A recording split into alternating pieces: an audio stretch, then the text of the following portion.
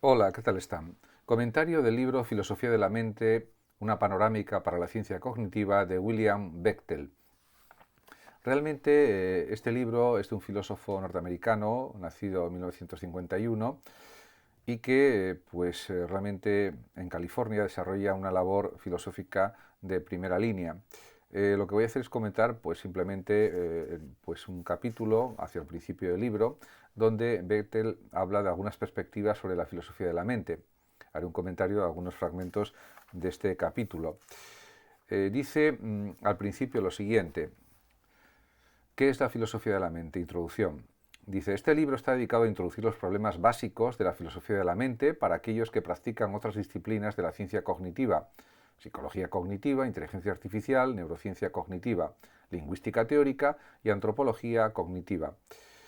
En ese sentido, esta es una tarea que él comenzó a realizar ya incluso en los años 80, aproximadamente, finales de los 80, los años 90 y a continuación en los siguientes años, y trata sobre cuestiones sobre los estados de la mente, sobre cómo se caracterizan los estados mentales, la relación de las mentes con los cuerpos físicos, eh, cómo son capaces las mentes de aprender cosas acerca de los mundos físicos, etcétera. Esto también supone diríamos que una investigación en aspectos fundamentales de filosofía del lenguaje, algo a lo que se dedica también este filósofo William Bechtel. Pero por otra parte, también la psicología cognitiva se ha desarrollado y tiene puntos en común, por supuesto, con la neurociencia y con la filosofía de la mente. Podemos decir que el propio Bechtel dice que, por lo que respecta a la metodología, la filosofía se distingue de otras disciplinas de la ciencia cognitiva en que no tiene su propia base empírica distintiva, porque utiliza términos y una jerga propia de la filosofía, de la teoría del conocimiento, pero también puede utilizar términos de la investigación científica sobre el cerebro, sobre los comportamientos, las conductas, de la antropología, de la psicología, de la psiquiatría, etc. Y eso también hay que considerarlo como algo esencial. Por otra parte, también la filosofía de la mente se ocupa de cuestiones a priorísticas y de cuestiones también relativas a lo a posteriori de la investigación científica sobre el cerebro y sobre la mente.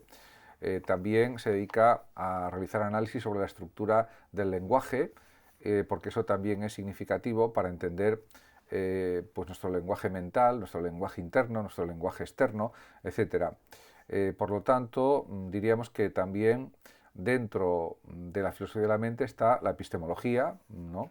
Y asimismo lo reconoce el propio William Bechtel. Dice la epistemología que busca definir qué es el conocimiento y determinar cómo se obtiene, y se interesa por aquellos procesos por medio de los que la mente es capaz de reunir conocimientos.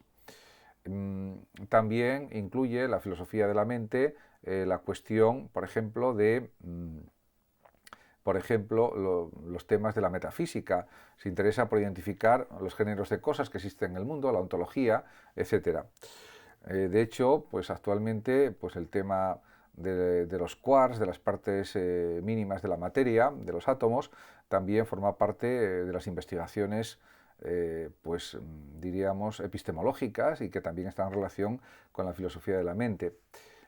Todo lo empírico también es importante para la misma, y en ese sentido los filósofos de la mente hacen frente a los problemas, por ejemplo, del dualismo mente-máquina, o diremos del dualismo mente-cerebro, etcétera, y se han dedicado muchos libros a estas cuestiones por parte de distintos filósofos.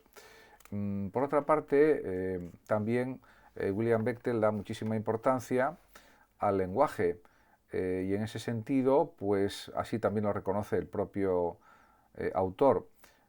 Dice, el lenguaje ha figurado de manera central en el estudio de los procesos cognitivos. Gran parte de la teorización filosófica se ha enfocado en el lenguaje y en la capacidad del lenguaje para comportar significado. Y en ese sentido, por ejemplo, es importante el análisis del lenguaje formal, del lenguaje natural, que es el que hablamos todos los días habitualmente, y también de los juegos de lenguaje, ya siguiendo un poco los planteamientos investigadores de Wittgenstein en relación con la filosofía analítica del lenguaje también. Por tanto, todas estas cuestiones son interesantes para la filosofía de la mente y se puede investigar sobre ellas. En relación con la cuestión de los principales aspectos o enfoques históricos de la filosofía, en relación con la filosofía de la mente, pues el propio William Bechtel habla de los filósofos clásicos, Sócrates, Platón y Aristóteles, como figuras clave para iniciar ese recorrido histórico. En relación, por ejemplo, con Sócrates, pues habla, diríamos, Bechtel del método socrático y dice, este método incluye un diálogo que comienza con una petición de definición, tal como qué es conocimiento o qué es la belleza, busca la esencia de la belleza, del conocimiento, lo esencial. Una vez que se propone la definición, por ejemplo, conocimiento es creencia verdadera, el que pregunta sigue planteando preguntas adicionales para evaluar la adecuación de la respuesta. A menudo, esta actividad de preguntar genera contraejemplos que muestran que la definición inicial es inadecuada. Y esta es una forma también de llegar a un conocimiento verdadero, o por lo menos verosímil, o probablemente verdadero, podríamos decir también.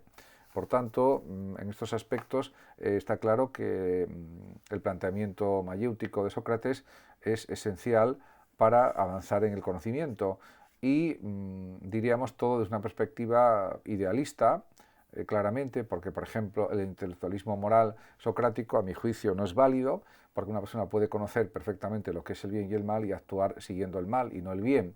Por lo tanto, pues este planteamiento del intelectualismo ético, que también sigue su discípulo Platón, no me parece acertado, pero en cualquier caso es otra posibilidad cognitiva que existe y que estos dos grandes filósofos han desarrollado en la medida de sus posibilidades, pero que para mí no explican correctamente la realidad. En ese aspecto también el tema de las formas o las ideas pues es también muy especulativo y también altamente improbable.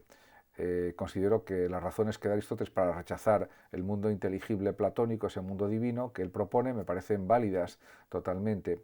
En cualquier caso, es una forma de querer comprender la realidad desde el punto de vista mental, podríamos decir. Por lo tanto, el idealismo platónico es un mentalismo que yo considero pues extremo, ¿no?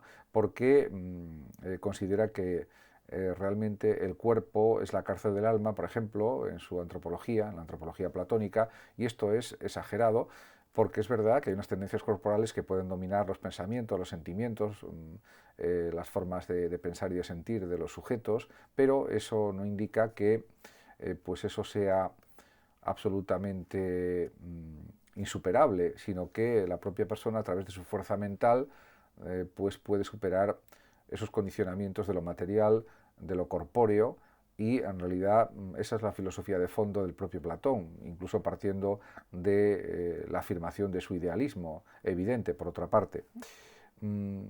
También el propio autor, William Bechtel, afirma lo siguiente, o escribe: una de las afirmaciones más controvertidas de Platón es que nuestro conocimiento es realmente sobre ideas abstractas, no sobre cosas de este mundo. Esta afirmación, dice Bechtel, ha tenido su impacto más duradero en las ciencias altamente teóricas, particularmente en matemáticas. En efecto, esto se entiende desde una perspectiva puramente matemática o geométrica, porque no en vano él había puesto en el frontispicio de su academia, Platón había puesto la leyenda o el lema, que era: nadie entra aquí que no sepa matemáticas o que no sepa geometría. Es verdad que es la ciencia abstracta por excelencia, la matemática, y el modelo de conocimiento verdadero, tanto para Platón como para Pitágoras, podemos decir que también que para Parménides, en general para todos los filósofos espiritualistas, racionalistas o idealistas. Eso es algo incuestionable e indudable. Pero realmente, pues la conclusión de que nuestro mundo proviene de otro ideal, cuando nacemos, es algo pues muy vago, muy especulativo y que no tiene una base empírica que lo sostenga. Por lo tanto, es entendible que Aristóteles criticara ese dualismo ontológico platónico, mundo sensible, mundo inteligible, al decir Aristóteles que realmente lo único que existe es el mundo material, el mundo sensible, y lo demás son términos para expresar lo que observamos en la realidad: sustancia primera, sustancia segunda, etc.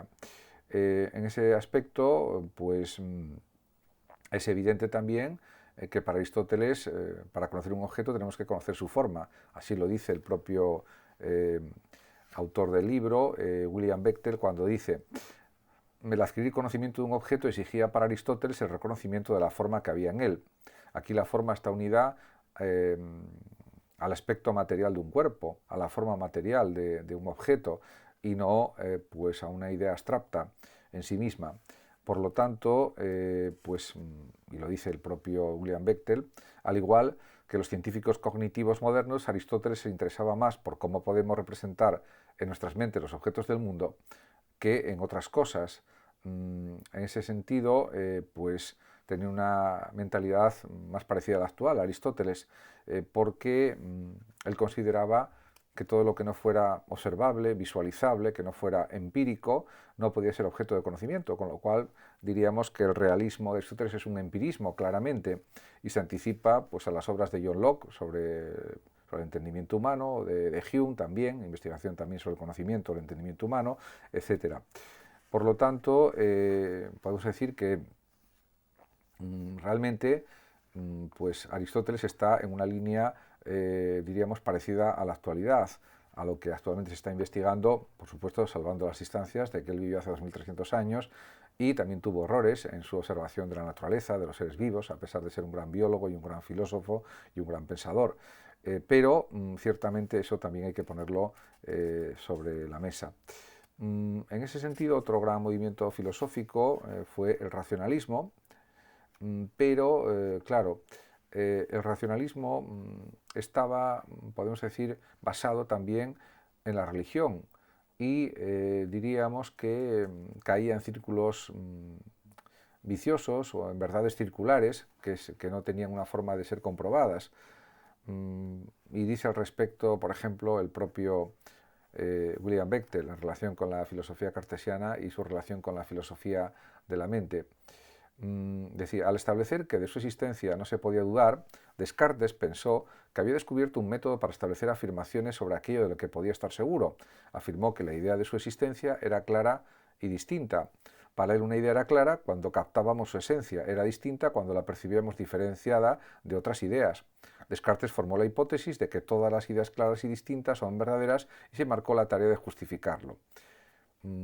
Bueno, esto también se basó en su idea de un Dios benevolente, que no quería engañar a los seres humanos, descartó la existencia de la hipótesis de un genio maligno, aunque se la planteó también como una posibilidad, diríamos, teórica, y realmente todo esto le ayudó a encontrar en la veracidad de Dios la garantía del conocimiento verdadero. Esto pues, es muy discutible y es muy dudoso porque hay que partir de una creencia en lo divino y también de la afirmación del argumento ontológico por parte de Descartes, argumento que recibe su nombre, como se sabe, del propio Kant, argumento de la realidad, de la existencia real de Dios. Algo que, por supuesto, no está demostrado de ninguna manera. Incluso las pruebas de la existencia de Dios de Tomás de Aquino se sabe actualmente que no tienen una validez científica, una validez demostrativa, como si pensaba que era lo propio el mismo Tomás de Aquino, Santo Tomás. En cualquier caso, pues son intentos por desarrollar planteamientos coherentes y rigurosos sobre lo que es filosofía de la mente. De hecho, por ejemplo, el tema de la comunicación de las sustancias que planteó Descartes en su filosofía es algo que forma parte de la filosofía de la mente. Hoy sabemos cómo es esa comunicación de las sustancias, no es a través de la glándula pineal, como sostenía el propio Descartes, sabiendo que esas funciones de la glándula pineal no eran una verdad clara y distinta, él mismo lo reconoce en sus escritos, pero realmente eso da una idea de los problemas que había para identificar cómo funcionaba el organismo humano, la fisiología humana. Estamos hablando de 1630, 40, 50, que fue cuando vivió el propio Descartes, y aunque había ya disecciones de cadáveres, etcétera, todavía, y se había descubierto la circulación de la sangre en 1627 por parte de Harvey, un médico británico, y también de Servet, Miguel Servet, un médico español de la época, pues diríamos que esto no era suficiente para conocer bien las funciones de los órganos humanos, de la sangre, de la circulación de la sangre, en todos sus detalles, y también, por supuesto, no se conocía cómo funcionaban los nervios en la transmisión de información, diríamos la transmisión de la información a través de vías químicas y eléctricas, y en ese sentido hubo que esperar al siglo XIX y especialmente al siglo XX y al siglo XXI para conocer cómo es el funcionamiento de los órganos humanos de una manera mucho más precisa, mucho más profunda y mucho más detallada.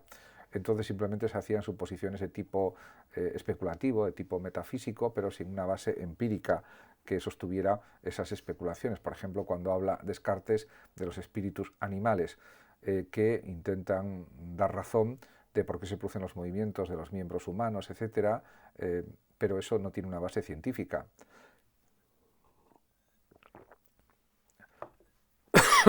Por tanto, observamos que todas estas cuestiones forman parte también de la filosofía de la mente. Muchas gracias a todos y hasta mi próximo vídeo. Saludos a los oyentes de Radio Sofando de México.